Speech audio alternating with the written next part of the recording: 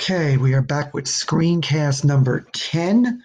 I think there'll be, including this one, 3 more screencasts. And this and number 11 is on the menstrual cycle. I'm splitting that one up because there is a little bit more depth here. There is a depth, an understanding, and an application here. So, as far as IB says, the menstrual cycle is controlled by negative and positive feedback mechanisms involving ovarian and pituitary hormones. So that we will talk about in the next screencast. In this one, we want to talk about the key events of the menstrual cycle. All right, there are 4 key events that comprise a typical menstrual cycle. The follicular phase, ovulation, the luteal phase, and menstruation. Okay, and those are then designed by days. So you notice at the top and the bottom of the graph, you've got day 0 to 28, 0 to 28. That's a standard teaching of a 28-day cycle for a female. So the events are distinguished by changes in hormone levels, which are the graphs up on top. All right, so this way that you know, and we'll get back to this again, the pituitary hormones up on top, and the hormones produced by the ovaries refer to this graph here.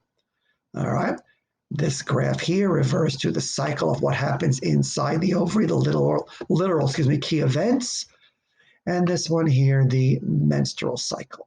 Okay, so what we have going on here then is the following.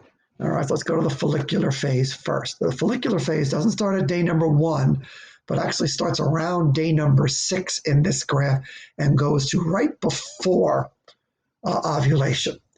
So a hormone called follicle stimulating hormone that we'll label now here actually is secreted by the pituitary gland to stimulate the ovary to have an egg mature. So egg matures, growth of an ovarian follicle. That you can see here, the yellow is the growing egg, and then you can see the rest of the follicle itself.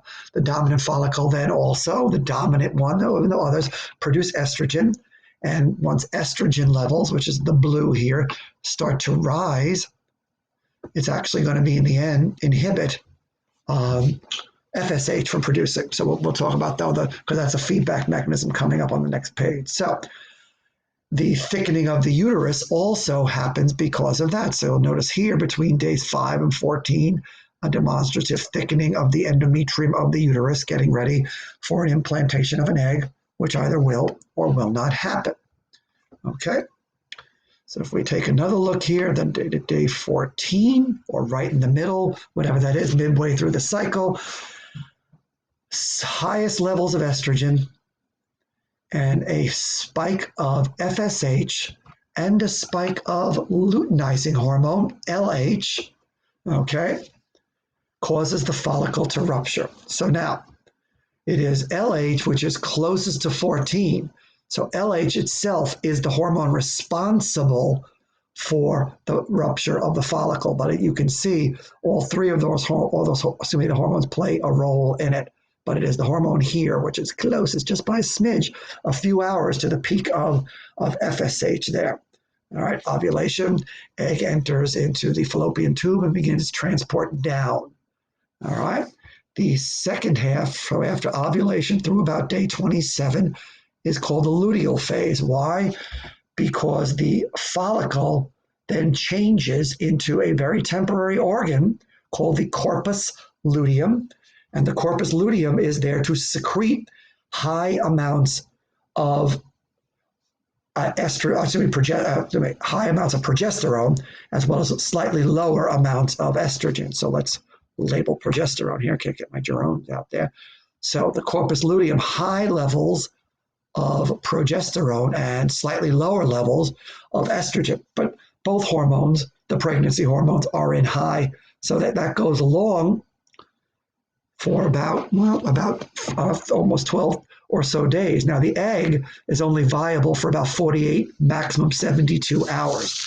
After that, it begins to break down, and sooner or later, towards the end of that cycle, the rest of the uterus gets the message that it's not going to happen this month. And so precipitously, hormone levels, estrogen and progesterone begin to drop. All right.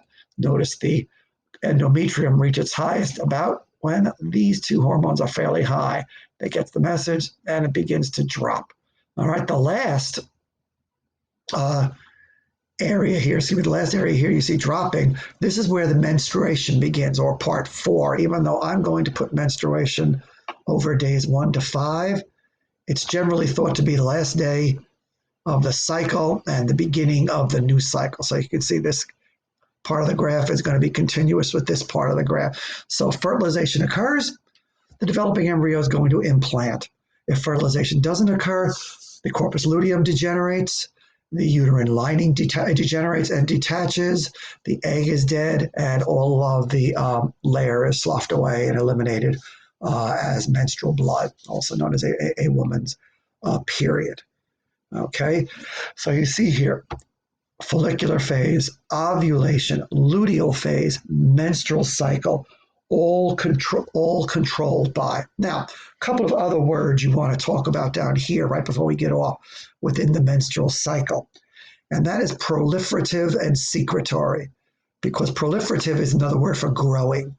And so during the menstrual cycle only, days 3 to 14 are the proliferative portions of the menstrual cycle, all right, basically here where the endometrium is growing. And it is this portion here in the second where it secretes high levels, or, all right, secretory phase, or high levels of progesterone and estrogen are secreted to maintain this growth.